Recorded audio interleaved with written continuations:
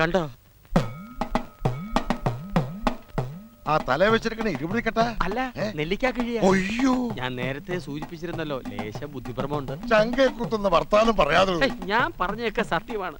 അങ്ങേരുടെ കയ്യിൽ നിന്ന് ഉച്ചയ്ക്ക് ഉണ്ണാനുള്ള കാശ് പോലും ഉണ്ടാവില്ല. പിന്നെ എങ്ങനെയാ കൂത്തരങ്ങ് പണിയുന്നത്?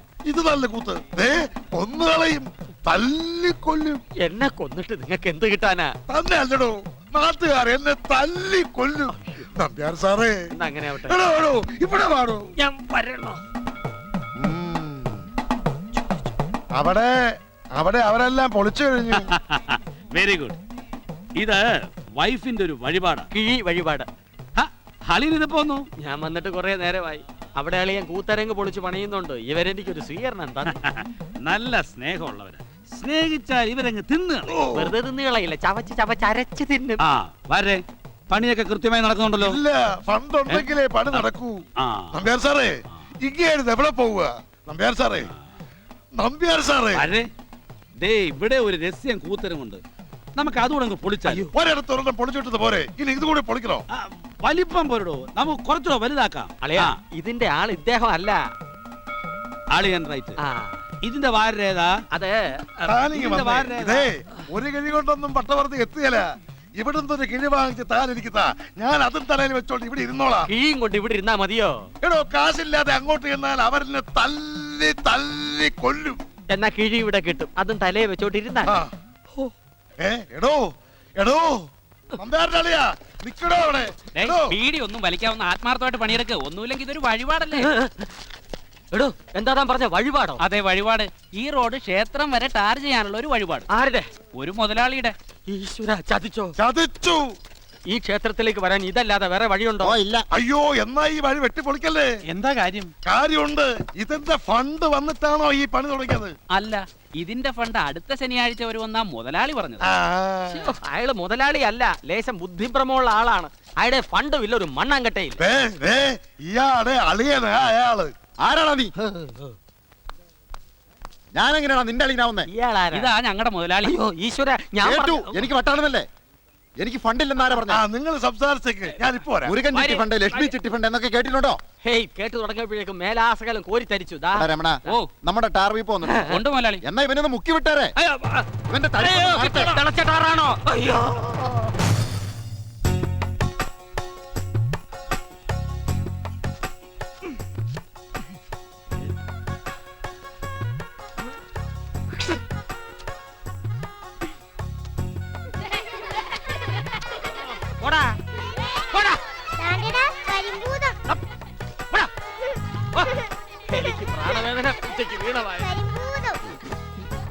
നിനക്ക് ചിരി വരുന്നു.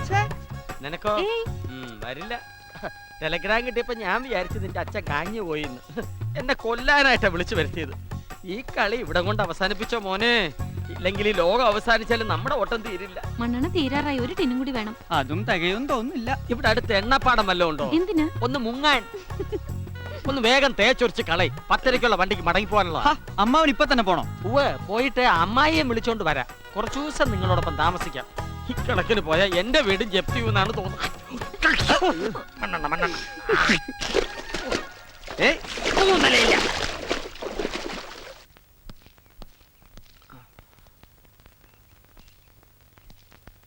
പോയിട്ട് വരാം മക്കളെ. നിങ്ങൾ വിഷമിക്കണ്ട. ഇവനെ പോലെ നിനക്കും ഒരുപാട് പ്രശ്നങ്ങളുണ്ടെന്ന് എനിക്കറിയാം. പക്ഷേ എരുതി നിൽക്കുമ്പോഴും പരസ്പരം സ്നേഹിക്കാനും സഹായിക്കാനുള്ള ഈ മനസ്സുണ്ടല്ലോ, അത് ഈശ്വരൻ കാണാതിരിക്കില്ല.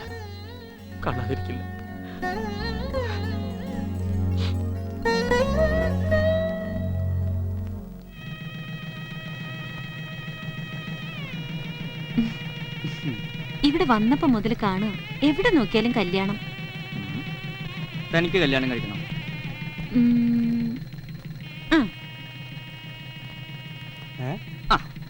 താലി താലി. ഇനി മാല മാല മാല എടുക്ക് വേഗം.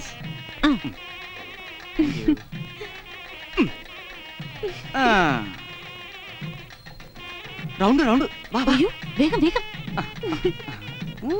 Love love. ഇതെവിടെ ചെന്നെത്തുവോ നന്നായിരിക്കട്ടെ. അയ്യോ, മതി. Okay okay.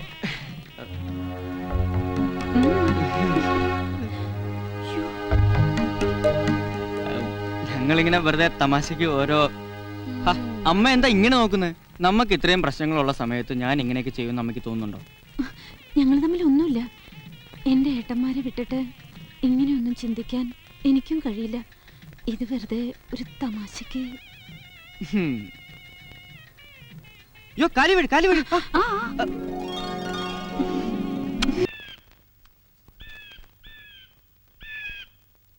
എന്തീശ്വരാ.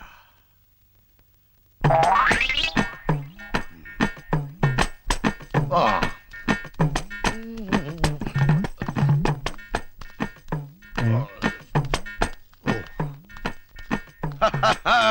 ഞാൻ നിന്നെ തിരക്ക് നടക്കല്ലായിരുന്നു. എടാ താരായണ, നീ ഇനി വന്നേ. എന്താ നീ ഇതെവിടെ പോവുക? ഞാനാ ഭാര്യ തിരക്ക് പോവാ. പിന്നെ ഇതാരാ നിന്റെ തന്തയാ? അയ്യോ ചേട്ടനായിരുന്നോ? മൂക്കിനെന്ത് പറ്റി? നീര് വെച്ചിരിക്കുന്നു. ആ അതെ, കാട്ടുപോത് കുത്തിയതാ. ദേഹമാസകലം നീര് വരാതിരിക്കാനാ ഞാൻ ദേ ഇത് വെച്ചോണ്ട് തിരക്കണത്. ആ ശശാങ്കനും കൂട്ടരും എന്നെ തേടി നടക്കുക. അവന്മാരുടെ കൈ ചെന്ന് പെടുന്നതിന് മുമ്പ് ഭാര്യ ശരീരം മുഴുവനും തീരെ ഗർഭവാസം പറഞ്ഞിട്ടെന്താ കാര്യം? ആശുപത്രി കിടക്കുക. ദേ പോണത് കണ്ടില്ലേ? അവന്മാരുടെ കൈ പെടുന്നതിന് മുമ്പ് ഒരു 15 സെന്റ് സ്ഥലം വിട്ട് കൂത്തരങ്ങിന്റെ പണി തുടങ്ങണം. ഇല്ലേ കൈയും കാണുകയല്ലേ കാലും കാണുകയല്ലേ. ചേട്ടൻ എന്തിനാ പേടിക്കണേ? പാർട്ടി റെഡി ക്യാഷ് ആയിട്ടാ വന്നിരിക്കുന്നത്. Ready cash? റെഡി ക്യാഷ് കിട്ടുമോ? കിട്ടും. എന്റെ ദേവി, എന്നാ സമയങ്ങളെ ആദ്യം വാ. ദേ ഇതാ മുതലാളി. നമസ്കാരം മുതലാളി. നമസ്കാരം. അയ്യോ ഈശ്വര, പിന്നെ ഇയാളാ? ഞാനിത് മുഴുവൻ അങ്ങ് വാങ്ങിച്ചേക്കാം. എന്താ കാലിങ് വന്നേ. ഇതാണോ ആള്? അതെ, ബെസ്റ്റ് പാർട്ടിയാ. പക്ഷെ എന്റെ കമ്മീഷൻ ഇപ്പൊ തന്നെ ഇങ്ങോട്ട് തരണം. പിന്നെന്താ, ഇപ്പൊ തന്നെ നന്നാക്കാം. ഇത് അഡ്വാൻസ്, ബാക്കി പിന്നെ. എന്താ ഇതൊക്കെ? ഏയ്! താനെന്താ വല്ല സർക്കസിൽ നിന്നും വരുവാണോ? ഏയ് സർക്കസിലേക്ക് പോവുക. വേണമെങ്കിൽ താനും കൂടെ പോരെ. നമുക്ക് അവിടെ ചെന്ന് ഒരുപാട് തമാശകൾ കാണിക്കാം. എന്തോ എടോ കള്ള വാരിയോരെ. അയ്യേ, ഞാൻ വാരൊന്നുമല്ല. എന്റെ പേര് ജോസഫ് എന്ന് പറ്റുവാ. ഞാനേ സർക്കസിലെ ജോക്കറാ. തന്റെ മൂക്കേ ഞാൻ ഇടിച്ച് ഇതേ ഷേപ്പിലാക്കി തരാം. മേനാൽ ഇത് വെക്കേണ്ടി വരില്ല. അയ്യോ, അയ്യോ, ഇടിയടാ. അയ്യോ, കാര്യം പറഞ്ഞിട്ട് ഇടിക്കണം. കാര്യം പറയട്ടെ. എടോ താൻ 5 ലക്ഷം രൂപ ഈ നിൽക്കുന്ന നമ്പ്യാരെ കയ്യിൽ നിന്ന് വാങ്ങിയിട്ട് ഒപ്പിട്ട് കൊടുത്തതിന്റെ രസീതല്ലേ ഇത്? എന്റെ അമ്മയാണ് സത്യം. ഒരു പൈസ പോലും ഈ മനുഷ്യൻ എനിക്ക് തന്നിട്ടില്ല. എന്റെ അമ്മയാണ് സത്യം. എന്റെ അളിയൻ ശിവരാമൻ 5 ലക്ഷം രൂപ ഇയാൾക്ക് കൊടുത്തതാ. അതിന്റെ രസീത് ഞാനും കണ്ടതാ. ഇപ്പൊ കാര്യം കേട്ട് കഴിഞ്ഞല്ലോ. ഇനി ഇടി തുടരട്ടെ. ഒരു മെഗാ സീരിയൽ പോലെ ഇടി. ഒരിക്കലും അവസാനിക്കരുത്. നമ്പ്യാരെ, നിർത്താതെ ഇടയ്ക്ക് പരസ്യം പോലും പാടില്ല. എടാ പോഴന്മാരെ, എന്താ? ഇയാള് നമ്പ്യാരല്ല, നമ്പരില്ലാത്തവനാ. ഒരുപാട് കമ്പനികളുടെയും സ്ഥാപനങ്ങളുടെയും ഒക്കെ ഉടമയായിരുന്നു. അത് പണ്ട്. ഇപ്പൊ ഇയൊന്നുമില്ല. പാപ്പരാ.